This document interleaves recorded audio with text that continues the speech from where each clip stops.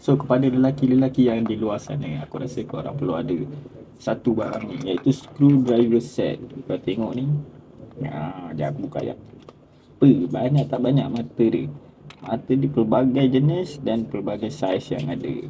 So sangat mudahkan untuk kau bawa benda ni macam-macam ada mata dia. Kan tak satu je kau pusingkan dia pula.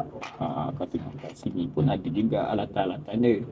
Untuk skru kau, untuk penyepit lah, pecongkil lah, untuk cabut magnet daripada apa semua benda semua ada kat sini.